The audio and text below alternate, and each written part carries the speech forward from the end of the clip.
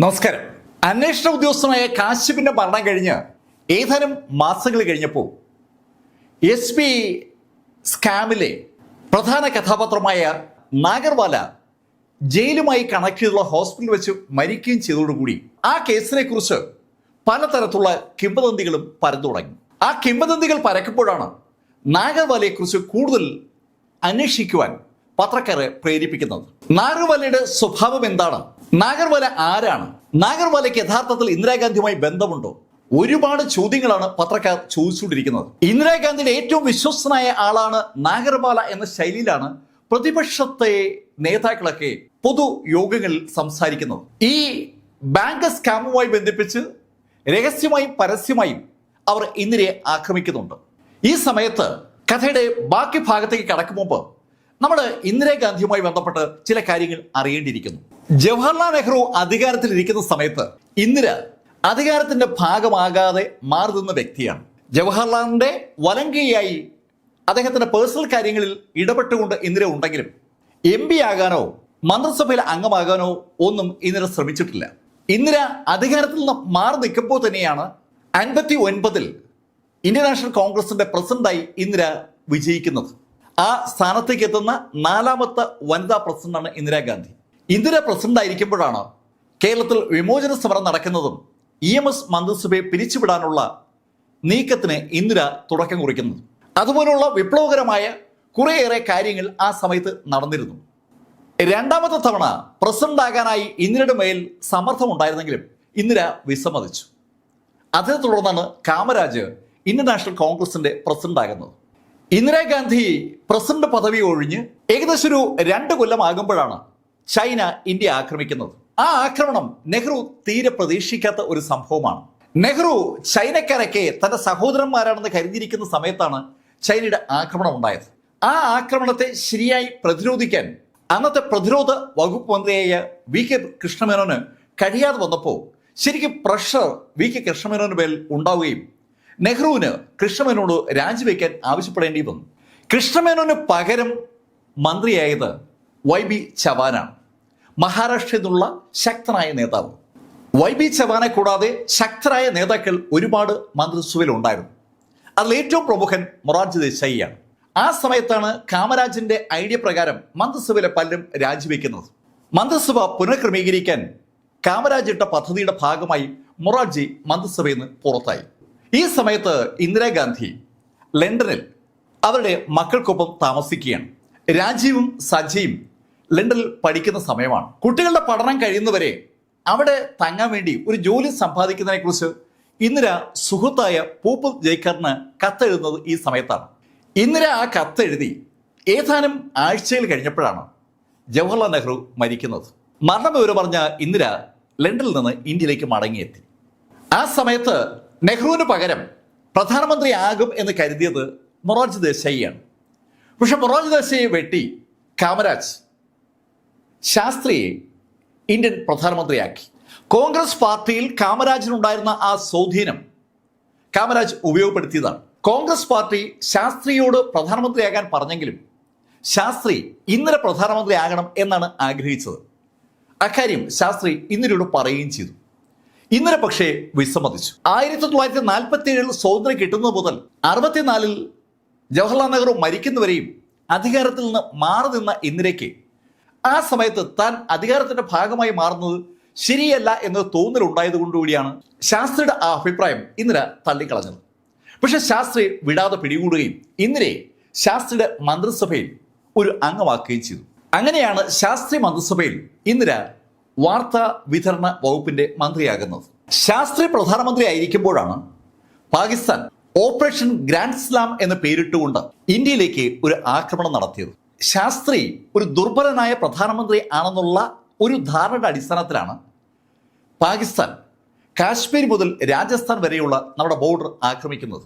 സ്വാഭാവികമായിട്ടും ഇന്ത്യൻ സേന തിരിച്ചടിച്ചു. ഇന്ത്യ പാകിസ്ഥാനിലേക്ക് അങ്ങ് ഇരച്ചു കയറുകയായിരുന്നു. ലാഹോർ വരെ ഇന്ത്യയുടെ കൈപ്പിടിയിൽ ആകുന്ന സമയത്താണ് യുണൈറ്റഡ് നേഷൻസ് സെപ്റ്റംബർ 22-ന് ഒരു വെടിനിർത്തൽ ഇന്ത്യയെ കൊണ്ടും പാകിസ്ഥാനെ കൊണ്ടും അംഗീകരിപ്പിക്കുന്നത്. വെടിനിർത്തൽ പ്രഖ്യാപിക്കുന്ന സമയത്ത് ഇന്ത്യയുടെ സ്ഥലങ്ങൾ പാകിസ്ഥാന്റെ കയ്യിലും പാകിസ്ഥാന്റെ സ്ഥലങ്ങൾ ഇന്ത്യയുടെ കയ്യിലുമാണ്. ആ അവസ്ഥയിലാണ് വെടിനിർത്തൽ പ്രാബല്യത്തിൽ വരുന്നത്. വെടിനിർത്തൽ പ്രാബല്യത്തിൽ വന്നെങ്കിലും ഇന്ത്യയുടെയും പാകിസ്ഥാന്റെയും സൈന്യം മുഖാമുഖം നിൽക്കുന്ന ആ സമയത്ത് രണ്ട് രാജ്യങ്ങളിൽ തമ്മിലുള്ള സംഘർഷത്തിന് അയവ് വരുത്താൻ വേണ്ടി അന്നത്തെ സോവിയറ്റ് യൂണിയന്റെ പ്രധാനമന്ത്രി അലക്സി കൊസിജൻ ഇന്നത്തെ ഉസ്ബെക്കിസ്ഥാനിലെ താഷ്കെൻഡിൽ ഒരു അനുരഞ്ജന ചർച്ച നടത്താനായി തീരുമാനിച്ചു. ആ ചർച്ചയിലേക്ക് പാകിസ്ഥാൻ ജനറൽ അയൂബ് ഖാനെയും ഇന്ത്യൻ പ്രധാനമന്ത്രി ലാൽ ബഹദൂർ ശാസ്ത്രിയും അലക്സി കൊസിജൻ വിളിച്ചു വരുത്തി. അത് സംഭവിക്കുന്നത് 66 ജനുവരിയിലാണ്.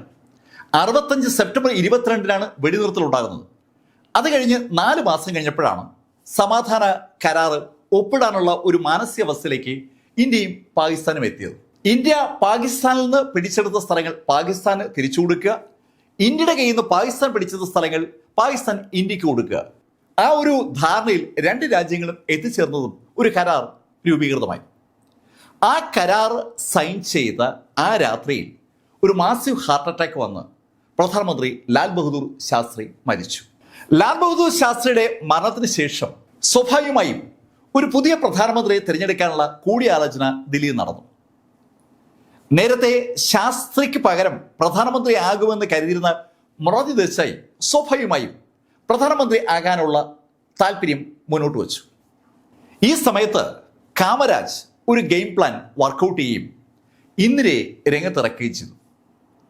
കോൺഗ്രസ് പാർട്ടിയിലെ അംഗങ്ങളുടെ ഇടയിൽ ഒരു വോട്ടെടുപ്പ് നടത്തി ആ വോട്ടെടുപ്പിന്റെ അടിസ്ഥാനത്തിൽ പ്രധാനമന്ത്രി തീരുമാനിക്കാനുള്ള ഒരു ഐഡിയയാണ് കാമരാജ് മുന്നോട്ട് വച്ചത്. കൂടുതൽ ആളുകൾ ആരെ പിന്തുണയ്ക്കുന്നു അവർ പ്രധാനമന്ത്രി ആകട്ടെ. വോട്ടെടുപ്പ് നടന്നു. വൈകുന്നേരം 3 മണിക്ക് കാമരാജ് ആ റിസൾട്ട് പ്രഖ്യാപിച്ചു. കാമരാജ് പക്ഷേ തമിഴിലാണ് പറഞ്ഞത്. തമിഴിൽ കാമരാജ് എന്താണ് പറഞ്ഞതെന്ന് അടുത്ത് നിൽക്കുന്ന ആളുകൾക്ക് പോലും മനസ്സിലായില്ല. ACC ഓഫീസിൽ ആളുകൾ ശരിക്കും അമ്പരപ്പോടെ അങ്ങോട്ടും ഇങ്ങോട്ടും നോക്കുമ്പോൾ കാമരാജിന്റെ അടുത്ത് നിൽക്കുകയായിരുന്ന ഒരു മുതിർന്ന കോൺഗ്രസ്സുകാരൻ ഉറക്കെ ആ റിസൾട്ട് പ്രഖ്യാപിച്ചു. Indira Gandhi 355 vote, Morarji Desai 169 vote. 169-നെതിരെ 355 വോട്ട് നേടി ഇന്ദിരാഗാന്ധി കോൺഗ്രസ് പാർട്ടിയുടെ പ്രധാനമന്ത്രി കാൻഡിഡേറ്റായി. രാഷ്ട്രപതി ഭവനിലെ ബുദ്ധ പ്രതിമയ്ക്ക് മുന്നിൽ 66 ജനുവരി 24-ന് ഇന്ദിരാഗാന്ധി പ്രധാനമന്ത്രിയായി സത്യപ്രതിജ്ഞ ചെയ്തു. ആ ബുദ്ധ പ്രതിമയിൽ ഒരു വാചകമുണ്ട്, ബി വിതൗട്ട് ഫിയർ. ഭയപ്പെടാതെ മുന്നോട്ട് പോകാനായി സത്യപ്രതിജ്ഞ ചെയ്യുന്ന ആളെ പ്രേരിപ്പിക്കാനുള്ള ഒരു വാചകമാണ് ആ പ്രതിമയിൽ അങ്ങനെ എഴുതിയിരിക്കുന്നത്. ഇന്ദിരാഗാന്ധിയെ പ്രധാനമന്ത്രിയാക്കുന്ന സമയത്ത് കാമരാജനും മുതിർന്ന കോൺഗ്രസ് നേതാക്കൾക്കും ശരിക്കും വ്യക്തമായ ഒരു കാഴ്ചപ്പാടുണ്ടായിരുന്നു. അവർ പറയുന്ന പോലെ ഭരിക്കുന്ന ഒരാളായിട്ടാണ് അവർ ഇന്ദിരയെ മനസ്സിൽ കണ്ടിരുന്നത്. 67-ൽ പൊതു ഇലക്ഷൻ വരികയാണ്. ആ ഇലക്ഷൻ ജയിക്കാനായി ഇന്ദിരയുടെ പേരും പ്രശസ്തിയും ഉപയോഗപ്പെടുത്തിയതിന് ശേഷം മറ്റൊരു ആളെ പ്രധാനമന്ത്രി ആക്കുക എന്നുള്ളതാണ് കാമരാജിന്റെ കൂട്ടരുടെ ലക്ഷ്യം. ആ ലക്ഷ്യം മനസ്സിൽ വെച്ചുകൊണ്ട് ഇന്ദിരയെ പ്രധാനമന്ത്രിയാക്കിയ കാമരാജും കൂട്ടരും പ്രതീക്ഷിച്ചതുപോലെ അല്ല കാര്യങ്ങൾ മുന്നോട്ട് പോയത്. ഇന്ദിര അധികാരമേറ്റ് ഏകദേശം 10 മാസം കഴിഞ്ഞപ്പോൾ 1966 നവംബർ 7-ന് കുറെ സന്യാസിമാർ പാർലമെന്റിലേക്ക് മാർച്ച് ചെയ്തു. ആ മാർച്ചിന് നേതൃത്വം കൊടുത്തത് ഭാരതീയ ജനസംഘത്തിന്റെ ഒരു MP ആണ്, സ്വാമി രമേശ് വർമാനന്ദ്. കർണാൽ ലോക്സഭാ മണ്ഡലത്തിലെ MP ആണ് ഈ കക്ഷി. സ്വാമി രമേശും അദ്ദേഹത്തോടൊപ്പമുള്ള സംഘാംഗങ്ങളും പാർലമെന്റിലേക്ക് ഇരച്ചു കയറുകയായിരുന്നു പശുക്കളുമായിട്ട്. ഇന്നത്തെ പോലെ പാർലമെന്റിന് വൻ സെക്യൂരിറ്റി സംവിധാനങ്ങളൊന്നും ഉള്ള കാലഘട്ടമല്ലാതെ വളരെ കുറച്ച് ഗാർഡുകൾ മാത്രമുണ്ടായിരുന്ന പാർലമെന്റിലേക്ക് പശുക്കളുമായി ഇരച്ചു കയറിയ അവർക്ക് ഒറ്റ ആവശ്യമേ ഉള്ളൂ, ഇന്ത്യ എമ്പാടും ഗോക്കളെ വധിക്കുന്നത് നിരോധിക്കുക. ഗോവധ നിരോധനം നടപ്പിലാക്കുക എന്ന ആവശ്യം ഉന്നയിച്ചുകൊണ്ട് പാർലമെന്റിലേക്ക് അവർ ഇരച്ചു കയറിയതും സ്വാഭാവികമായിട്ടും അന്നത്തെ ആഭ്യന്തര വകുപ്പ് മന്ത്രി ഗുൽസർലാൽ നന്ദ ശക്തമായ നടപടികളുമായി മുന്നോട്ടിറങ്ങി. പോലീസ് പാർലമെന്റിനകത്തേക്ക് ഇരച്ചു കയറാൻ ശ്രമിച്ച ആ സംഘത്തിന് നേരെ നിറയൊഴിച്ചു. ആ വെടിവയ്പിൽ 8 സന്യാസിമാരാണ് കൊല്ലപ്പെട്ടത്. പാർലമെന്റ് മതിൽ ചാടിക്കിടക്കാൻ ശ്രമിച്ച സന്യാസിമാരാണ് യഥാർത്ഥത്തിൽ വെടിയേറ്റ് വീണത്. പക്ഷേ സന്യാസിമാരെ വെടിവെച്ച് കൊന്ന വാർത്ത പത്രങ്ങൾ റിപ്പോർട്ട് ചെയ്തതോടുകൂടി ശരിക്കും ജനരോഷം ആളി കത്തുകയാണ്. പാർലമെന്റിലേക്ക് അതിക്രമിച്ചു കയറാൻ ശ്രമിച്ചതൊന്നും ഒരു വിഷയമല്ലാതായി. ജനരോഷത്തിൽ നിന്ന് രക്ഷപ്പെടാൻ വേണ്ടി ഇന്ദിരാഗാന്ധി ആഭ്യന്തര വകുപ്പ് മന്ത്രിയായ ഗുൽസർലാൽ നന്ദയെ തസ്തികയിൽ നിന്ന് മാറ്റി. ഇന്ദിര അധികാരമേറ്റിട്ട് 10 മാസം ആകാൻ പോകുന്നതേ ഉള്ളൂ. ശരിക്കും ഇന്ദിര സർക്കാരിനെ അട്ടിമറിക്കാനായി ജനസംഘം വളരെ ആസൂത്രണവുമായി നടത്തിയ ഒരു റാലിയാണ് വെടിവെപ്പിൽ കലാശിച്ചത്. അങ്ങനെ വെടിവെപ്പ് ഉണ്ടാകുമെന്നും ആ വെടിവെപ്പിന്റെ ഫലമായി ജനരോഷം സർക്കാരിന് എതിരാകുമെന്നും അറിഞ്ഞിട്ട് തന്നെയാണ് വെടിവെപ്പിലേക്ക് നയിക്കത്തക്ക ഒരു സംഭവം അവർ ഉണ്ടാക്കിയെടുത്തത്. പക്ഷെ അവരെ ഞെട്ടിച്ചുകൊണ്ട് ഇന്ദിര അടുത്ത ഒരു നടപടി പ്രഖ്യാപിച്ചു. സുപ്രീം കോടതിയിലെ മുൻ ചീഫ് ജസ്റ്റിസ് AK സർക്കാരിനെ തലവനാക്കിക്കൊണ്ട് ഇന്ദിര ഒരു കമ്മിറ്റി അവതരിപ്പിച്ചു. ആ കമ്മിറ്റിയിൽ ഇന്ദിര RSSന്റെ തലവൻ ഗോൾവാക്കറെ കൂടി അംഗമാക്കി. പുരി മഠത്തിലെ ശങ്കരാചാര്യരും ഗുജറാത്തിലെ ആനന്ദിലെ പാൽ വിപ്ലവത്തിന്റെ പിതാവായ വർഗീസ് കുര്യനും ഒക്കെ ആ കമ്മിറ്റിയിലെ അംഗങ്ങളായി. ആ കമ്മിറ്റി ചെയ്യേണ്ടത് ഒരു സിമ്പിൾ കാര്യമാണ്. ഇന്ത്യ ഒട്ടാകെ ഗോവധ നിരോധനം നടപ്പിലാക്കാനുള്ള സാധ്യത ഉണ്ടോ, ഉണ്ടെങ്കിൽ എങ്ങനെയാണ് നടപ്പിലാക്കേണ്ടത്, എപ്പോൾ മുതൽ നടപ്പിലാക്കണം തുടങ്ങിയ കാര്യങ്ങൾ അന്വേഷിച്ച് ഒരു റിപ്പോർട്ട് സബ്മിറ്റ് ചെയ്യാനാണ് ആ കമ്മിറ്റിയോട് പ്രധാനമന്ത്രി ഇന്ദിരാഗാന്ധി ആവശ്യപ്പെട്ടത്. ഇന്ദിരാ സർക്കാരിനെ പുഴുതെറിയാൻ ഗോവധ നിരോധനവുമായി ബന്ധപ്പെട്ട സമരത്തിന് കഴിയുമെന്ന് കരുതി ഭാരതീയ ജനസംഘ് ആവിഷ്കരിച്ച പദ്ധതി ഇന്ദിര വളരെ വിജയകരമായി മറികടന്നു.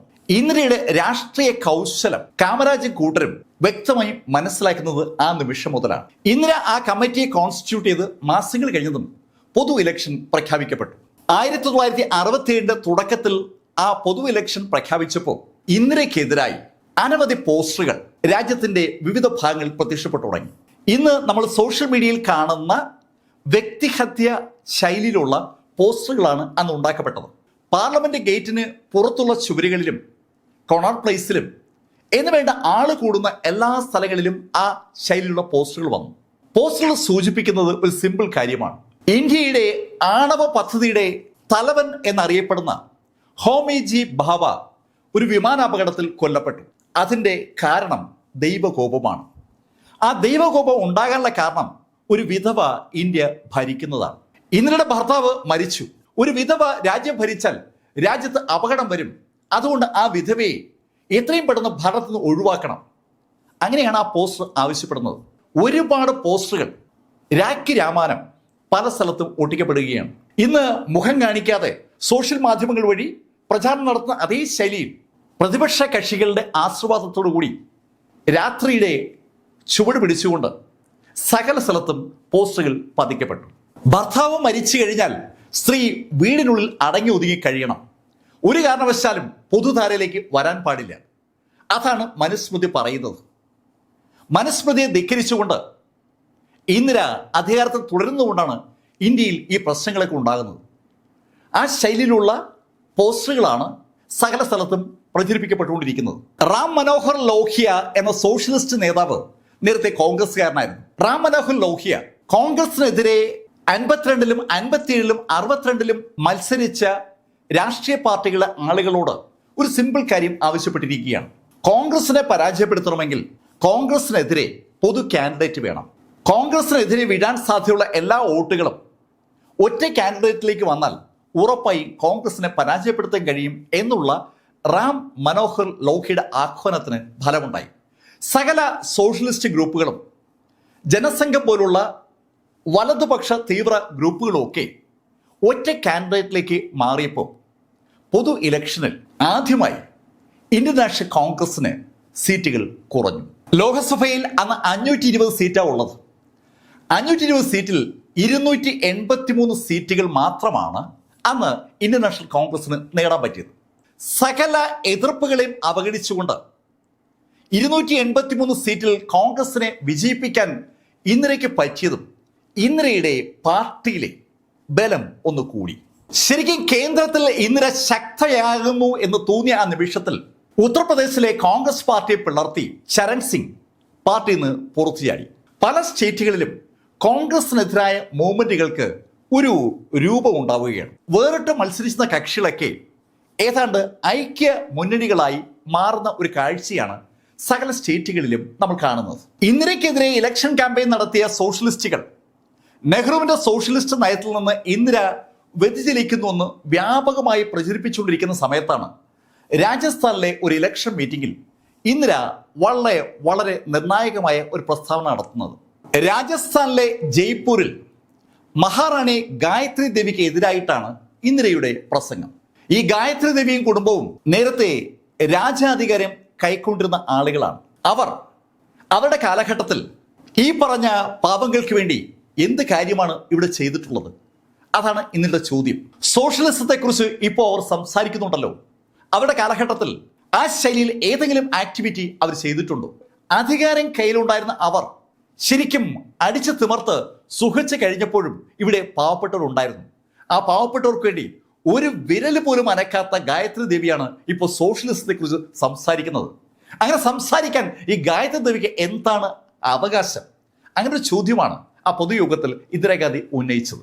ഗായത്രി ദേവിയെ പോലുള്ള രാജകുടുംബാംഗങ്ങൾ കൈക്കലാക്കി വെച്ചിരിക്കുന്ന കൊട്ടാരങ്ങളും സ്വത്തുക്കളും ഒക്കെയും സാധാരണ ആളുകളുടെ വിയർപ്പിന്റെ അധ്വാനമാണെന്നുള്ള കാര്യം മറക്കരുതെന്നുകൂടി ഇന്ദിരാഗാന്ധി ആ യോഗത്തിൽ പറഞ്ഞു. ശരിക്കും ആളുകളെ ആവേശഭരിതമാക്കിയ ആ പ്രസംഗത്തിന് ശേഷം ഇന്ദിര അടുത്ത നടപടിയിലേക്ക് കടന്നു.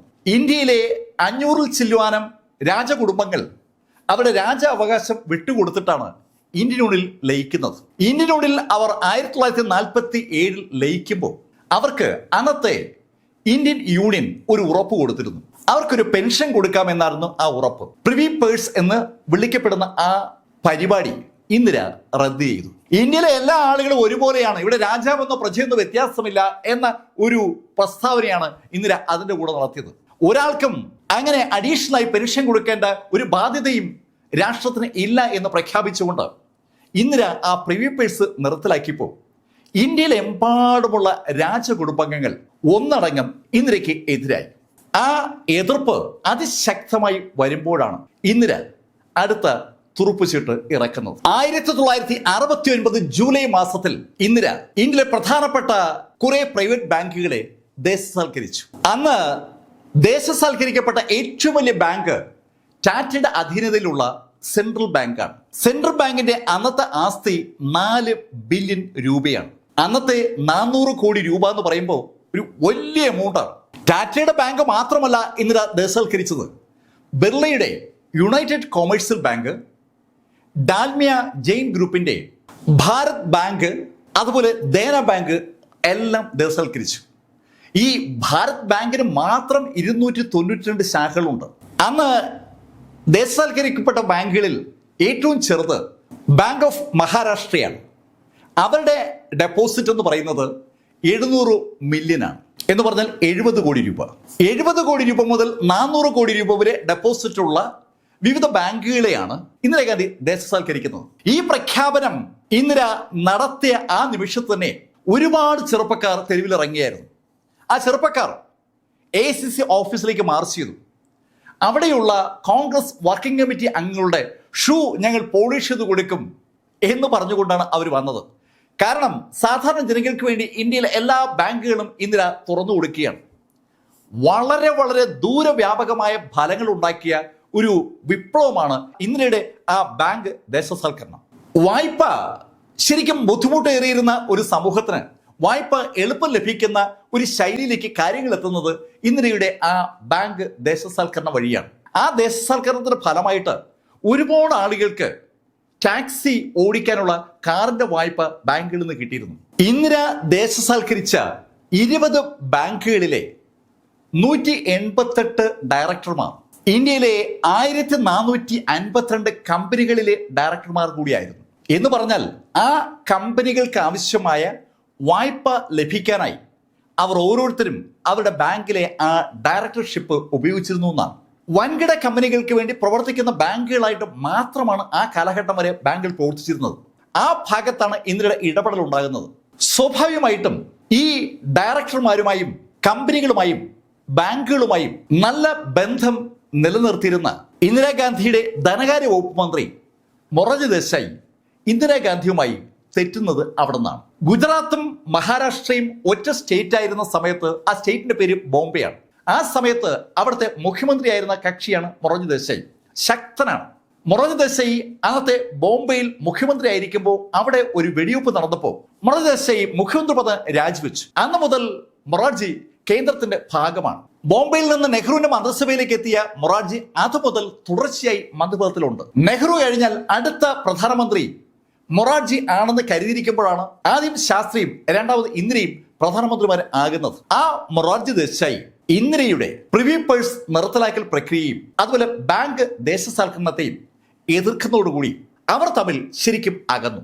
ഇന്ദിരയെ ഒരു പാവ പ്രധാനമന്ത്രിയാക്കി വെക്കാൻ ആഗ്രഹിച്ചിരുന്ന കാമരാജും കൂട്ടരും ഈ സമയമായപ്പോൾ ഇന്ദിരയിൽ നിന്ന് മൊറാർജിയിലേക്ക് മാറി തുടങ്ങി. അതിന്റെ ഫലമായി ഇന്ദിര ബാങ്കുകൾ ദേശസാൽക്കരിച്ച് വെറും 3 മാസം കഴിഞ്ഞപ്പോൾ, അതായത് 69 നവംബറിൽ പാർട്ടി പിളർന്നു. ഒരുപാട് നേതാക്കൾ ഇന്ദിരയെ വിട്ട് പുതിയ പാർട്ടിയിലേക്ക് മാറി. അവരായി സംഘടനാ കോൺഗ്രസ്. ഇന്ദിരയുടെ കോൺഗ്രസ് ഇന്ദിരാ കോൺഗ്രസുമായി. അടുത്ത ഇലക്ഷനിൽ ഇന്ദിര പരാജയപ്പെടുമെന്ന് സംഘടനാ കോൺഗ്രസും നേരത്തെ തന്നെ കോൺഗ്രസ് പുറത്തുപോയ സോഷ്യലിസ്റ്റുകാരും അതുപോലെ ജനസംഘക്കാരും ഒക്കെ കരുതിയിരിക്കുമ്പോൾ ഇലക്ഷന് 1 വർഷം മുമ്പ് ഇന്ദിര മന്ത്രിസഭ പിരിച്ചുവിട്ടിട്ട് ഇലക്ഷൻ പ്രഖ്യാപിച്ചു. 71 തുടക്കത്തിൽ നടന്ന ആ ഇലക്ഷനിൽ ഇന്ദിര വീണ്ടും അധികാരം പിടിച്ചു. 518 സീറ്റിലേക്ക് നടന്ന ഇലക്ഷനിൽ ഇന്ദിരയുടെ കോൺഗ്രസ് വിജയിച്ചത് 352 സീറ്റിലാണ്. 1971 മാർച്ച് 16 ഇന്ദിര വീണ്ടും പ്രധാനമന്ത്രിയായി സത്യപ്രതിജ്ഞ ചെയ്തു. ഇന്ത്യയിൽ പൊതു ഇലക്ഷൻ നടന്ന അതേ കാലഘട്ടത്തിൽ തന്നെ പാകിസ്ഥാനിലും പൊതു ഇലക്ഷൻ നടന്നിരുന്നു. ഇന്ത്യയിൽ ഇന്ദിരാഗാന്ധിയുടെ കോൺഗ്രസ് അധികാരത്തിൽ വന്നതുപോലെ പാകിസ്ഥാൻ അധികാരത്തിലെത്തിയത് അവാമി ലീഗാണ്. പാകിസ്ഥാന് ബ്രിട്ടീഷ് ഇന്ത്യയിൽ നിന്ന് സ്വാതന്ത്ര്യം ലഭിക്കുമ്പോൾ അവർ 2 പ്രാവശ്യമാണ്. ഇന്ത്യ എന്ന രാജ്യത്തിന്റെ പടിഞ്ഞാറ് ഭാഗത്തും കിഴക്ക് ഭാഗത്തുമായി 2 പാകിസ്ഥാൻ. കിഴക്ക് ഭാഗത്തുള്ളതിനെ ഈസ്റ്റ് പാകിസ്ഥാൻ എന്നും പടിഞ്ഞാറുള്ളതിനെ വെസ്റ്റ് പാകിസ്ഥാൻ എന്നും ആളുകൾ വിളിക്കും. പടിഞ്ഞാറ് ഭാഗത്തുള്ള പാകിസ്ഥാനിലെ എംപിമാരുടെ എണ്ണവും കിഴക്ക് ഭാഗത്തുള്ള പാകിസ്ഥാനിലെ എംപിമാരുടെ എണ്ണവും കണക്ക് കൂട്ടുമ്പോൾ കിഴക്ക് ഭാഗത്ത് അല്പം കൂടുതലുണ്ട്. അതുകൊണ്ട് തന്നെ കിഴക്ക് ഭാഗത്ത് ശരിക്കും വേരുള്ള അവാമി ലീഗ് കൂടുതൽ എംപിമാരുമായി വിജയിച്ചതും പാകിസ്ഥാന്റെ ഭരണം അവാമി ലീഗിന്റെ കയ്യിലേക്ക് വന്നു. സ്വാഭാവികമായിട്ടും അവാമി ലീഗിന്റെ ലീഡർ മുജിബുർ റഹ്മാൻ പാകിസ്ഥാൻ പ്രധാനമന്ത്രി ആകേണ്ടതാണ്. സകലരും അവാമി ലീഗിന്റെ മുജിബുർ റഹ്മാൻ പാകിസ്ഥാന്റെ പ്രധാനമന്ത്രിയായി സത്യപ്രതിജ്ഞ ചെയ്തതിനെ കുറിച്ച് ചർച്ച ചെയ്യുന്ന ആ സമയത്ത് പാകിസ്ഥാൻ പ്രസിഡന്റും പട്ടാള തലവനുമായ യാഹ്യ ഖാൻ തികച്ചും വ്യത്യസ്തമായ ഒരു നടപടിയാണ് എടുത്തത്. ജനറൽ യാഹ്യ ഖാന്റെ ഉത്തരവ് പ്രകാരം പടിഞ്ഞാറൻ പാകിസ്ഥാനിൽ നിന്ന് പട്ടാളം കിഴക്കൻ പാകിസ്ഥാനിലേക്ക് ഇരച്ചു കയറി. അവാമി ലീഗിന്റെ തിരഞ്ഞെടുപ്പ് വിജയം അംഗീകരിക്കാത്ത പടിഞ്ഞാറൻ പട്ടാളം തുടർന്ന് ഈസ്റ്റ് പാകിസ്ഥാനിൽ ഒരു നരവേട്ട തന്നെ നടത്തി. ആ നരവേട്ടയ്ക്കിടയിൽ മുജിബുർ റഹ്മാനെ അറസ്റ്റ് ചെയ്ത പട്ടാളം അയാളെ നേരെ പടിഞ്ഞാറൻ പാകിസ്ഥാനിലേക്ക് കൊണ്ടുപോയി. പൊതു ഇലക്ഷൻ വിജയിച്ച അവാമി ലീഗ് ഭരണത്തിലേക്ക് കയറുമെന്ന് കരുതിയിരിക്കുമ്പോഴാണ് അവരുടെ നേതാവിനെ പട്ടാളം അറസ്റ്റ് ചെയ്യുന്നതും ജയിലിലാക്കുന്നതും. സ്വാഭാവികമായിട്ട് ജനം തെരുവിലേക്ക് ഇറങ്ങി. ബംഗ്ലാദേശിൽ കലാപം പൊട്ടിപ്പുറപ്പെട്ടു. പട്ടാളം അതിക്രൂരമായി ആളുകളെ വേട്ടയാടി തുടങ്ങി. ലക്ഷക്കണക്കിന് സ്ത്രീകൾ റേപ്പ് ചെയ്യപ്പെട്ടു. അവിടുത്തെ കൂട്ടത്തോടെ ആളുകൾ ഇന്ത്യയിലേക്ക് പലായനം ചെയ്തു. അതോടൊപ്പം അവാമി ലീഗുമായിട്ട് ബന്ധമുള്ള പട്ടാളക്കാരും പോലീസുകാരും ഒക്കെ ഇന്ത്യയിലേക്ക് ഓടിക്കേറി. അവരെ മുക്തി വാഹിനി എന്ന പേരിൽ ഒരു ഗ്രൂപ്പാക്കി മാറ്റി പരിശീലനം കൊടുക്കുന്ന പരിപാടിയിലേക്ക് ഇന്ത്യ കടക്കുകയും ചെയ്തു. കിഴക്കൻ പാകിസ്ഥാനിൽ കടന്നു കയറിയിരിക്കുന്ന പടിഞ്ഞാറൻ പാകിസ്ഥാനിലെ സൈന്യത്തെ തുരത്താൻ വേണ്ടി അവർക്ക് ആയുധവും സപ്പോർട്ടും കൊടുക്കുന്ന ഇന്ത്യ സ്വാഭാവികമായിട്ടും പടിഞ്ഞാറൻ പാകിസ്ഥാന്റെ കണ്ണിലെ കരടായി മാറി. ഇന്ത്യയിലേക്ക് അഭയാർത്ഥി പ്രവാഹം ഉണ്ടായപ്പോൾ സ്വാഭാവികമായിട്ടും ഈസ്റ്റ് പാകിസ്ഥാനെ പാകിസ്ഥാനിൽ നിന്ന് വിഭജിച്ച് ഒരു പുതിയ രാജ്യമാക്കണമെന്നുള്ള അഭിപ്രായം ഇന്ത്യയിലെമ്പാടും ഉയർന്നു വരികയായിരുന്നു. അതിനുവേണ്ടി ഭാരതീയ ജനസംഘ് വലിയൊരു പ്രക്ഷോഭം തന്നെ ദില്ലിയിൽ നടത്തുന്ന ആ ദിവസമാണ് നമ്മുടെ കഥാനായകൻ നാഗർവാല SP എന്ന് അടിച്ചു മാറ്റിയ ആ 60 ലക്ഷം രൂപയുമായി ആ തെരുവിലൂടെ സഞ്ചരിക്കുന്നത്. ഈസ്റ്റ് പാകിസ്ഥാനിൽ നിന്ന് അണമുറിയാതെ ആളുകൾ ഇന്ത്യയിലേക്ക് ഒഴുകിക്കൊണ്ടിരിക്കുമ്പോൾ അവരെ സെറ്റിൽ ചെയ്യുന്ന പരിപാടികളിൽ ഗവൺമെന്റ് വ്യാപൃതരായിരിക്കുകയാണ്. അതേ സമയത്ത് ഈസ്റ്റ് പാകിസ്ഥാനകത്ത് പാകിസ്ഥാൻ പട്ടാളത്തിന്റെ ആ കിരാത വാഴ്ച ഇല്ലാതാക്കാൻ, തിരിച്ചടിക്കാൻ, അവിടുത്തെ ആളുകളെ പ്രാപ്തരാക്കാനായി ഇന്ത്യ മുക്തിവാഹിനി ക്യാമ്പുകൾ ഇഷ്ടംപോലെ നടത്തുകയാണ്. അതിൽ ഇന്ത്യൻ ഭരണകൂടം ഏതാണ്ട് വ്യാപൃതനായിരിക്കുമ്പോഴാണ് നമ്മുടെ ഈ SP കേസ് നടക്കുന്നത്. സ്വാഭാവികമായിട്ടും SP-യുമായി ബന്ധപ്പെട്ട ആ തിരിമറി പത്രങ്ങൾ ഒന്ന് ഹൈലൈറ്റ് ചെയ്ത് കൊണ്ടുവരുമ്പോഴേക്കും ബംഗ്ലാദേശ് വിമോചന സമരത്തിൽ ഇന്ത്യ ഇടപെട്ടു തുടങ്ങി. ആ ഇടപെടൽ ബംഗ്ലാദേശിന്റെ പിറവിയിലേക്കും തുടർന്ന് പാകിസ്ഥാന്റെ പരാജയത്തിലേക്കും എത്തുകയായിരുന്നു. ഈ സമയത്തൊക്കെ നാഗർവാല കേസ് ഏതാണ്ട് വിസ്മൃതിയിലാണ്. നാഗർവാല മരണപ്പെട്ടതോടുകൂടി ഈ സംഭവങ്ങളൊക്കെ ഒന്നുകൂടി പുറത്തേക്ക് വന്നു.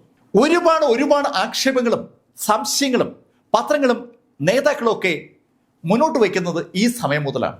1972 മാർച്ചിൽ നാഗർവാല മരിച്ചതോടുകൂടി വിസ്മൃതിയിലായിരുന്ന ആ SBI ബാങ്ക് സ്കാം കേസ് പെട്ടെന്ന് പൊതുജന മധ്യത്തിൽ ചർച്ചയ്ക്ക് വിധേയമായി. ഇന്ദിര ഇന്ത്യയുടെ ദുർഗാദേവിയാണെന്ന് AB വാജ്പേയി പ്രസംഗിച്ച് ഏതാനും മാസങ്ങൾ കഴിയും മുമ്പ് ഇന്ദിരയ്ക്കെതിരായ ആരോപണങ്ങളുമായി അതേ വാജ്പേയിയും രംഗത്ത് വന്നു. ആ 60 ലക്ഷം രൂപയുടെ ആ സ്കാൻഡലിനെ കുറിച്ച് പലതരത്തിലുള്ള അഭിപ്രായങ്ങളാണ് മുന്നോട്ട് വരുന്നത്. അതിൽ ഒരു പോയിന്റ് ആ 60 ലക്ഷം രൂപ ഇന്ദിരയുടേത് ആണെന്നാണ്. ഇന്ദിരയ്ക്ക് ആ പാർലമെന്റ് സ്ട്രീറ്റിലെ SBI ബാങ്കിൽ ഒരു അക്കൗണ്ട് ഉണ്ട്, ഒരു രഹസ്യ അക്കൗണ്ട്. ആ അക്കൗണ്ടിലെ പണം ഇന്ദിര ഫോൺ വിളിച്ച് പറഞ്ഞാൽ ഇന്ദിര പറയുന്നിടത്ത് എത്തിച്ചു കൊടുക്കാൻ ബാങ്കിൽ ഉദ്യോഗസ്ഥർക്ക് നിർദ്ദേശമുണ്ട്. അതാണ് ഒരു ആരോപണം. മെയ് 24-ന് SBIയുടെ ആ പാർലമെന്റ് സ്ട്രീറ്റിലെ ശാഖയിൽ നിന്ന് പിൻവലിക്കപ്പെട്ട ആ 60 ലക്ഷം രൂപ ഇന്ദിര മകൻ സഞ്ജയ് ഗാന്ധിക്ക് കൊടുക്കാൻ വേണ്ടി പിൻവലിച്ചതാണ്. ഹരിയാനയിൽ സഞ്ജയ് ഗാന്ധി മാനേജിംഗ് ഡയറക്ടറായ മാരുതി എന്ന കാർ നിർമ്മാണ കമ്പനി സ്റ്റാർട്ട് ചെയ്തിരിക്കുകയാണ്. ആ കമ്പനിക്ക് സ്ഥലം വാങ്ങാൻ വേണ്ടി ഹരിയാന സർക്കാർ പണം കൊടുക്കാനാണ് സഞ്ജയ് ഗാന്ധി ആ 60 ലക്ഷം രൂപ ഇന്ദിരയുടെ കയ്യിൽ നിന്ന് വാങ്ങാൻ തീരുമാനിച്ചത്. അതാണ് രണ്ടാമത്തെ ആരോപണം. സഞ്ജയ് ഗാന്ധിയെക്കുറിച്ചുള്ള ആ ആരോപണം അങ്ങനെ ഉന്നയിക്കുമ്പോൾ വേറെ ചിലർ മറ്റൊരു കഥയാണ് പറഞ്ഞത്. യഥാർത്ഥത്തിൽ ആ പണം ബംഗ്ലാദേശിൽ മുടക്കാൻ തന്നെ ഇന്ദിര പിൻവലിച്ചതാണ്.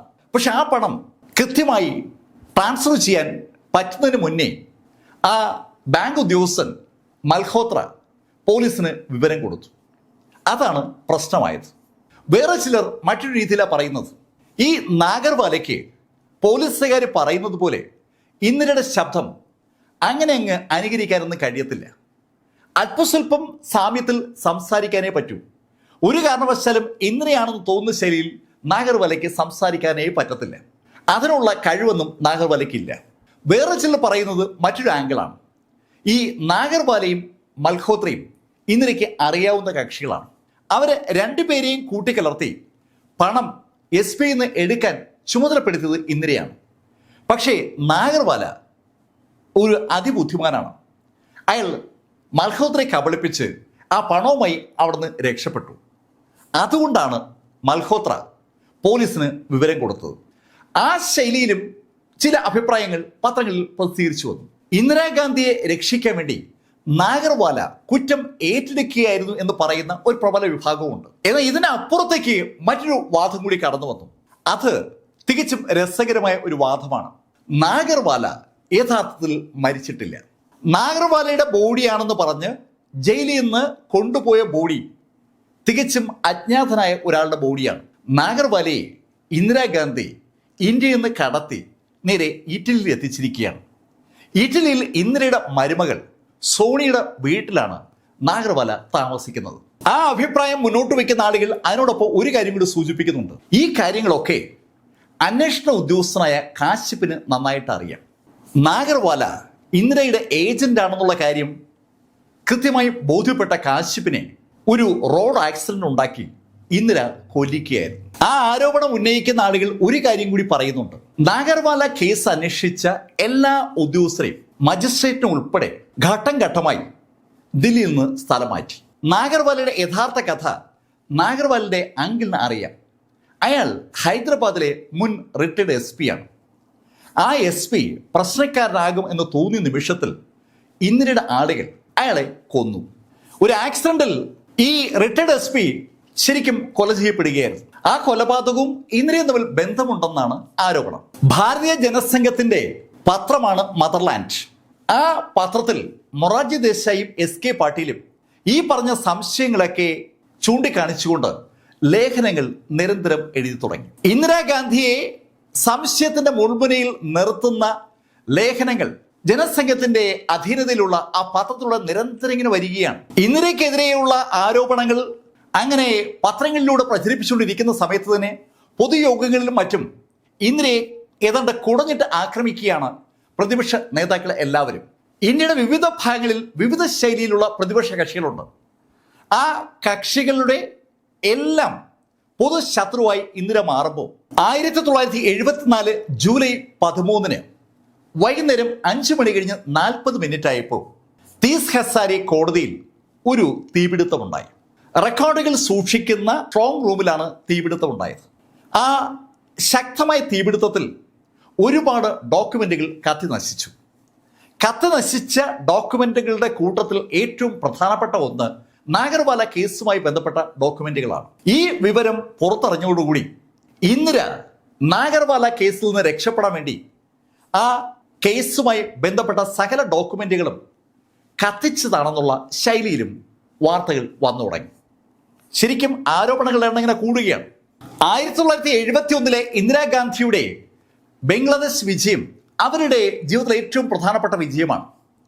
ആ വിജയം അവർ നേടുന്നതിന് ഏതാനും മാസങ്ങൾക്ക് മുമ്പ് ആഗസ്റ്റിലാണ് ഇന്ദിര സോവിയറ്റ് യൂണിയനുമായി കരാറിൽ ഒപ്പിടുന്നത്.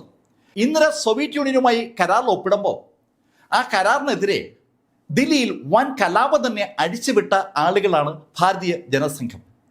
ബംഗ്ലാദേശിനെ രക്ഷിക്കാൻ ശ്രമിക്കുന്നതിന് പകരം സോവിയറ്റ് യൂണിയനുമായി കരാർ ഒപ്പിട്ട് കളിക്കുകയാണ് ഇന്ദിര എന്നാണ് അന്ന് ജനസംഘത്തിന്റെ നേതാക്കളായ വാജ്പേയിയും അദ്വാനിയും അതുപോലുള്ള സകല ആളുകളും പറഞ്ഞത്. അതേ സോവിയറ്റ് യൂണിയന്റെ ശക്തി കൊണ്ടാണ് ഡിസംബറിൽ ഇന്ത്യ യഥാർത്ഥത്തിൽ അമേരിക്കയെ തടഞ്ഞ് പാകിസ്ഥാനിൽ നിന്ന് ഈസ്റ്റ് പാകിസ്ഥാനെ മോചിപ്പിച്ച് ബംഗ്ലാദേശ് ആക്കുന്നത്. ഇന്ത്യയിലെ പ്രതിപക്ഷ കക്ഷികൾക്ക് അഭിപ്രായങ്ങൾ മാറ്റി പറയാൻ ഒരു ബുദ്ധിമുട്ടും ഇല്ലാത്തതുകൊണ്ട് ഇന്ദിരയെ സോവിയറ്റ് യൂണിയന്റെ ചാര വനിത എന്ന് ആഗസ്റ്റിൽ പറഞ്ഞ അതേ വാജ്പേയി ഡിസംബറിൽ ഇന്ദിരയെ ഇന്ത്യയുടെ ദുർഗാ ദേവതയായിട്ടാണ് അവതരിപ്പിച്ചത്. സോവിയറ്റ് യൂണിയനുമായി ഇന്ദിര വെച്ച കരാറാണ് ഇന്ത്യയുടെ വിജയത്തിന്റെ കാതലെന്ന് വരെ അന്ന് വാജ്പേയി പ്രസംഗിക്കുകയുണ്ടായി. 4 മാസം കൊണ്ട് വാജ്പേയി ആകെ മാറിയായിരുന്നു. അതേ വാജ്പേയി 72 മാർച്ചിൽ നാഗർവാല മരിച്ചു കഴിഞ്ഞതും വീണ്ടും പ്ലേറ്റ് മാറ്റി. ഈ ശൈലിയിൽ ഇന്ദിരയ്ക്കൊപ്പം നിൽക്കുന്ന ആളുകളും മാറുന്നുണ്ട്, ഇന്ദിരയ്ക്ക് എതിരായ ആളുകളും മാറുകയാണ്. അഭിപ്രായങ്ങൾ മാറി മാറി വരുന്നതിനിടയിൽ 1975 ജനുവരി മാസത്തിൽ ബീഹാറിലെ സമസ്തിപൂറിൽ അന്നത്തെ റെയിൽവേ വകുപ്പ് മന്ത്രി ഒരു സ്ഫോടനത്തിൽ കൊല്ലപ്പെട്ടു. ശക്തനായ മിനിസ്റ്റർ ആയിരുന്നു എൽ എൻ മിശ്ര. ആ എൽ എൻ മിശ്രയുടെ മരണം സ്വാഭാവികമായിട്ടും പ്രതിപക്ഷം ഇന്ദിരയെ ആക്രമിക്കാനുള്ള അടുത്ത വഴിയാക്കി മാറ്റി. ഇതേ സമയത്താണ് ഗുജറാത്തിലെ എഞ്ചിനീയറിംഗ് വിദ്യാർത്ഥികൾ ഒരു സമരവുമായി രംഗത്തിറങ്ങിയത്. അവരുടെ ഹോസ്റ്റലുകളിലെ മെസ് ചാർജ് കൂടിയത് പിൻവലിക്കണം എന്ന് ആവശ്യപ്പെട്ടുകൊണ്ട് തുടങ്ങിയ സമരം സർക്കാരിന് എതിരായിട്ടുള്ള സമരമായി മാറി. അതിശക്തമായ വിദ്യാർത്ഥി മൂവ്മെന്റായി ആ സമരം മാറിയപ്പോൾ നിൽക്കക്കള്ളിയില്ലാതായ ഇന്ദിരാഗാന്ധി ഗുജറാത്ത് മുഖ്യമന്ത്രിയായ ചിമൻഭായ് പട്ടേലിനോട് രാജിവെക്കാൻ ആവശ്യപ്പെട്ടു. ചിമൻഭായ് പട്ടേൽ രാജിവെച്ചു. പക്ഷേ രാജിവെച്ച ചിമൻഭായ് പട്ടേൽ പെട്ടെന്ന് ഇന്ദിരയ്ക്കെതിരായി.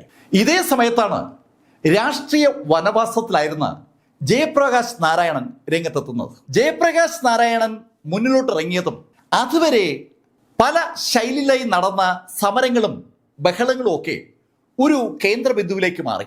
ഇന്ദിരയ്ക്കെതിരായി സകല സമരങ്ങളും കേന്ദ്രീകരിക്കുകയാണ്. ഇന്ദിരയ്ക്കെതിരായുള്ള ആ സമരത്തിൽ സകല ഗവൺമെന്റ് ഉദ്യോഗസ്ഥരും പങ്കെടുക്കണമെന്ന് ആവശ്യപ്പെട്ട ജയപ്രകാശ് നാരായണൻ സൈന്യത്തിനോടും പോലീസിനോടും വളരെ വളരെ വ്യക്തമായ ഒരു ആവശ്യം ഉന്നയിച്ചു. ഒരു കാരണവശാലും നിയമവിരുദ്ധമായ ഒരു കാര്യം ചെയ്യാനും മേലധികാരികൾ നിർബന്ധിച്ചാൽ ചെയ്യരുത്. റിട്ടൺ ഓർഡർ ഉണ്ടെങ്കിൽ മാത്രമേ കാര്യങ്ങൾ ചെയ്യാവൂ എന്ന് പോലീസിനോട് പറഞ്ഞ ജയപ്രകാശ് നാരായൺ സാവധാനം സർക്കാരിനെതിരായുള്ള കലാപത്തിന് പോലീസിനെയും പട്ടാളത്തിനെയും ആഹ്വാനം ചെയ്യുന്നതിലേക്ക് കാര്യങ്ങൾ മാറുകയാണ്. ഇന്ത്യ ഒട്ടാകെ ഇന്ദിരയ്ക്കെതിരായിട്ട് അങ്ങനെ ഒരു വികാരം ഉണ്ടായി വരുമ്പോൾ 1975 ജൂൺ 12 അലഹബാദ് ഹൈക്കോടതി ഇന്ദിരയ്ക്കെതിരെ രാജ് നാരായണൻ കൊടുത്തിരുന്ന തിരഞ്ഞെടുപ്പ് കേസിൽ വിധി പ്രഖ്യാപിച്ചു. ഇന്ദിരയുടെ പ്രൈവറ്റ് സെക്രട്ടറി ആയിരുന്ന വ്യക്തി ജോലി രാജിവെക്കുന്നതിന് മുന്നേ ഇന്ദിരയ്ക്ക് വേണ്ടി പ്രവർത്തിച്ചു എന്ന ഒരു കുറ്റം ചുമത്തിക്കൊണ്ട് ഇന്ദിരയുടെ തിരഞ്ഞെടുപ്പ് റദ്ദാക്കിയായിരുന്നു അലഹബാദ് ഹൈക്കോടതി. ഇന്ദിരയുടെ പ്രൈവറ്റ് സെക്രട്ടറി രാജിക്കത്ത് നേരത്തെ അയച്ചിരുന്നെങ്കിലും ഇന്ദിര തിരഞ്ഞെടുപ്പ് നോമിനേഷൻ കൊടുക്കുന്ന സമയത്ത് ആ രാജി സ്വീകരിക്കപ്പെട്ടിരുന്നില്ല. അതുകൊണ്ട് തന്നെ ഗവൺമെന്റ് സർവീസിലുള്ള ഒരാളാണ് ഇന്ദിരയ്ക്കൊപ്പം ഉണ്ടായിരുന്നുള്ള കാരണത്താലാണ് ആ ഇലക്ഷൻ ഹൈക്കോടതി റദ്ദ് ചെയ്യുന്നത്. തികച്ചും ബാലിശ്യമായ ഒരു കാരണമെന്ന് നമുക്ക് പറയാം. ജൂൺ 12 ഇന്ദിരയുടെ തെരഞ്ഞെടുപ്പ് അലഹബാദ് ഹൈക്കോടതി റദ്ദ് ചെയ്തെങ്കിലും സുപ്രീം കോടതി 20 ദിവസത്തെ ഒരു കണ്ടീഷണൽ സ്റ്റേ അനുവദിച്ചു. 20 ദിവസത്തിനുള്ളിൽ കോൺഗ്രസിന്റെ പാർലമെന്ററി പാർട്ടി കൂടി പുതിയ നേതാവിനെ തിരഞ്ഞെടുക്കണം. ആ ഒരു നിർദ്ദേശമാണ് സുപ്രീം കോടതി മുന്നോട്ട് വെച്ചത്. സുപ്രീം കോടതിയുടെ ആ നിർദ്ദേശം നിലനിലിരിക്കെ 1975 ജൂൺ 25 രാത്രി ഇന്ദിരാഗാന്ധിയുടെ സർക്കാർ ഇന്ത്യയിൽ അടിയന്തരാവസ്ഥ പ്രഖ്യാപിച്ചു. ഏതാനും ദിവസങ്ങൾക്കുള്ളിൽ ഇന്ദിര അധികാരം ഒഴിയുമെന്നും പുതിയൊരാൾ പ്രധാനമന്ത്രിയായി സത്യപ്രതിജ്ഞ ചെയ്യുന്നതൊക്കെ പത്രങ്ങൾ വാർത്തകൾ എഴുതിക്കൊണ്ടിരിക്കുമ്പോഴാണ് ഇന്ത്യയിൽ അടിയന്തരാവസ്ഥ പ്രഖ്യാപിക്കുന്നത്. അടിയന്തരാവസ്ഥ പ്രഖ്യാപിച്ച ഇന്ദിര സ്വാഭാവികമായിട്ടും സകല മേഖലയിലും നിയന്ത്രണം ഏർപ്പെടുത്തി. നിയമസഭകളും പാർലമെന്റും ഒക്കെ അതുപോലെ പ്രവർത്തിക്കുന്നുണ്ടെങ്കിലും സകല കാര്യങ്ങൾക്കും ഒരു നിയന്ത്രണം ഉണ്ടായിരുന്നു. സമരത്തിന് ആഹ്വാനം ചെയ്യുകയോ നടത്തിവെച്ചിരുന്ന എല്ലാവരെയും പോലീസ് പോക്കി അകത്താക്കി. ഇന്ത്യയിലെ എമ്പാടുമുള്ള പ്രതിപക്ഷ നേതാക്കൾ മുഴുവൻ ജയിലിലെത്തുന്നത് അങ്ങനെയാണ്. ഇതിനിടയിൽ പാർലമെന്റിൽ ഇന്ദിര ബില്ല് അവതരിപ്പിച്ച് പാർലമെന്റിന്റെ കാലാവധി ഒന്ന് കൂട്ടുകയും ചെയ്തു. 71 മാർച്ചിലാണ് ഇന്ദിരയുടെ ആ സർക്കാർ അധികാരത്തിലേറ്റത്. സ്വാഭാവികമായും 76 മാർച്ചിൽ പാർലമെന്റിന്റെ കാലാവധി കഴിയും. ആ കാലാവധി തീരാറായപ്പോൾ ഇന്ദിര ഒരു ബില്ലൂടെ അവതരിപ്പിച്ചു. ആ ബില്ലനുസരിച്ച് പുതിയ പാർലമെന്റിന്റെ കാലാവധി തീരാൻ 18 മാസം ബാക്കിയുള്ളപ്പോൾ തികച്ചും അപ്രതീക്ഷിതമായി ഇന്ദിര അടിയന്തരാവസ്ഥ പിൻവലിച്ചു. അത് സംഭവിക്കുന്നത് 77 ജനുവരി 8-നാണ്. ആരും പ്രതീക്ഷിക്കാതിരുന്ന സമയത്ത് ഇന്ദിര അടിയന്തരാവസ്ഥ പിൻവലിക്കുകയും പൊതു ഇലക്ഷൻ പ്രഖ്യാപിക്കുകയും ചെയ്തു. ആ പൊതു ഇലക്ഷനിൽ റായ്ബറേലിയിൽ ഇന്ദിരാഗാന്ധി രാജ്നാരായണനോട് പരാജയപ്പെട്ടു. ഇന്ദിര മാത്രമല്ല അന്ന് കോൺഗ്രസ് നിന്ന് പരാജയപ്പെട്ടത്. ഇന്ത്യയിലെമ്പാടുമുള്ള കോൺഗ്രസ് നേതാക്കൾ ആ ഇലക്ഷനിൽ പരാജയപ്പെട്ടു. ലോകസഭയിലെ സീറ്റുകളുടെ എണ്ണം ഈ സമയം 544 വർദ്ധിച്ചിരുന്നു. 544 സീറ്റിലേക്ക് നടന്ന ഇലക്ഷനിൽ കോൺഗ്രസിന് നേടാൻ കഴിഞ്ഞത് 154 സീറ്റുകൾ മാത്രമാണ്. ആ 154 സീറ്റുകളിൽ ഏതാണ്ട് ഭൂരിപക്ഷവും തെക്കേ ഇന്ത്യയിൽ നിന്നാണ്. കേരളവും തമിഴ്നാടും കർണാടകവും ആന്ധ്രയും കോൺഗ്രസ് തൂത്തുവാരുകയായിരുന്നു. വടക്കേ ഇന്ത്യയിൽ ജാതി രാഷ്ട്രീയവും ഹിന്ദു വർഗീയ രാഷ്ട്രീയവും ഒന്നിച്ച് കൂടിക്കലർന്ന് ഒരു കളി കളിച്ചപ്പോൾ 295 സീറ്റിൽ പ്രതിപക്ഷം വിജയിച്ചു. പ്രതിപക്ഷത്തിന്റെ സഖ്യകക്ഷികളായ കമ്മ്യൂണിസ്റ്റ് പാർട്ടികളും മറ്റു കക്ഷികളും കൂടി ബാക്കി 50 സീറ്റുകൾ വിജയിച്ചു. 295 സീറ്റിൽ വിജയിച്ച പ്രതിപക്ഷം പ്രധാനമന്ത്രി കസേരയിൽ ഇരുത്തിയത് സാക്ഷാൽ മൊറാർജി ദേശായിയാണ്. നെഹ്റു മരിച്ചപ്പോൾ ശാസ്ത്രിയോട് പ്രധാനമന്ത്രി പദത്തിലേക്കുള്ള മത്സരത്തിൽ പരാജയപ്പെട്ട മൊറാർജി, 67-ൽ ഇന്ദിരയോട് പരാജയപ്പെട്ട മൊറാർജി, 71-ൽ ഇലക്ഷനിൽ ഇതിനെ തോൽപ്പിക്കാൻ പറ്റാതെ പോയ മൊറാർജി, അവസാനം 77-ൽ ഇന്ദിരയുടെ കോൺഗ്രസിനെ പരാജയപ്പെടുത്തിക്കൊണ്ട് അധികാരത്തിലെത്തുകയും പ്രധാനമന്ത്രി ആവുകയും ചെയ്തു. ഇതിനിടയിൽ ഇന്ദിരയോടുള്ള മൊറാർജി ദേശയുടെ വിരോധം അതിന്റെ പരമോന്നതിൽ എത്തിയിരിക്കുകയായിരുന്നു. സ്വാഭാവികമായിട്ടും ഇന്ദിരാഗാന്ധിക്കെതിരെ ഒരുപാട് അന്വേഷണങ്ങളാണ് മൊറാർജി സർക്കാർ പ്രഖ്യാപിച്ചത്. അതിൽ ഒരെണ്ണം ഈ നാഗർവാല കേസുമായി ബന്ധിപ്പിച്ചാണ്. സുപ്രീം കോടതിയിലെ മുൻ ജഡ്ജിയായ ജഗൻമോഹൻ റെഡ്ഡിയാണ് അന്വേഷണ കമ്മീഷൻ. ആ അന്വേഷണ കമ്മീഷന് അന്വേഷിക്കാനായി സർക്കാർ നൽകിയിരിക്കുന്ന നിർദ്ദേശങ്ങൾ വളരെ വ്യക്തമാണ്. 1971 മെയ് 24-ന് പാർലമെന്ററി സ്ട്രീറ്റിലെ SP ശാഖയിൽ നിന്ന് 60 ലക്ഷം രൂപ പിൻവലിക്കപ്പെട്ട ആ സംഭവമാണ് കമ്മീഷൻ അന്വേഷിക്കേണ്ടത്. ഒന്നാമതായി അന്വേഷിക്കേണ്ടത് പണം പിൻവലിക്കപ്പെട്ട രീതിയും അതിന് ഇടയാക്കിയ സാഹചര്യവും. രണ്ടാമതായി അന്വേഷിക്കേണ്ടത് ആ പണം പിൻവലിച്ച അക്കൗണ്ട് ഏതാണെന്നും ആ അക്കൗണ്ടിലേക്ക് പണം വരുന്ന സോഴ്സുകളുമാണ്. മൂന്നാമതായി അന്വേഷിക്കേണ്ടത് പണം പിൻവലിക്കുന്നതുമായി ബന്ധിപ്പിച്ച് ബാങ്കിൽ ഏതൊക്കെ രജിസ്റ്ററിൽ എന്തെല്ലാം കാര്യങ്ങൾ എഴുതിയിട്ടുണ്ട്, അതിനെക്കുറിച്ചും കമ്മീഷൻ അന്വേഷിക്കണം. അങ്ങനെ തുടങ്ങി നാഗർവാലയെക്കുറിച്ചും മൽഹോത്രയെക്കുറിച്ചുള്ള സകല കാര്യങ്ങളും അവിടെ അന്വേഷിക്കാൻ രേഖപ്പെടുത്തിയിരിക്കുകയാണ്. ഇന്ദിരാഗാന്ധിക്ക് ഇല്ലീഗലായി അക്കൗണ്ട് ഉണ്ടോ തുടങ്ങിയ എല്ലാ കാര്യങ്ങളും അന്വേഷിക്കാനാണ് ജഗൻമോഹൻ റെഡ്ഡി കമ്മീഷനോട് സർക്കാർ ആവശ്യപ്പെട്ടിരിക്കുന്നത്.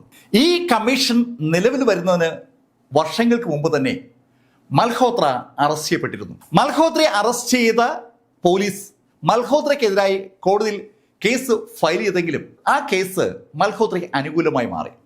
മൽഹോത്രയെ കോടതി വെറുതെ വിട്ടിരുന്നു. പക്ഷേ SBI അവരുടെ അച്ചടക്ക നടപടിയുടെ ഭാഗമായി മൽഹോത്രയ്ക്കെതിരെ നടപടിയെടുത്തു. മൽഹോത്രയെ സർവീസിൽ നിന്ന് ആദ്യം സസ്പെൻഡ് ചെയ്തു. അതിനുശേഷം മൽഹോത്രയെ സർവീസിൽ നിന്ന് ഡിസ്മിസ് ചെയ്തു. സർവീസിൽ നിന്ന് ഡിസ്മിസ് ചെയ്ത മൽഹോത്രയ്ക്ക് അർഹതപ്പെട്ട പെൻഷൻ നിഷേധിച്ചു. അതുമാത്രമല്ല, മൽഹോത്ര 25 വർഷം സർവീസുള്ള വ്യക്തിയാണ്. ഈ 25 വർഷവും മൽഹോത്രയുടെ ശമ്പളത്തിൽ നിന്ന് PF-ന് വേണ്ടി പണം ബാങ്ക് കട്ട് ചെയ്യുമായിരുന്നു. ആ പണം കൊടുക്കാനും ബാങ്ക് വിസമ്മതിച്ചു. ഒരു തരത്തിലുമുള്ള ആനുകൂല്യവും മൽഹോത്രയ്ക്ക് കൊടുക്കാൻ പാടില്ല എന്നാണ് SP ഉത്തരവിട്ടത്. മൽഹോത്രയെ പോലെ സീനിയറായ ഒരാൾ ഒരു കാരണവശാലും ചെയ്യാൻ പാടില്ലാത്ത കാര്യങ്ങൾ ചെയ്തിരിക്കുന്നതെന്നാണ് SBIയുടെ മാനേജ്മെന്റ് വിലയിരുത്തൽ.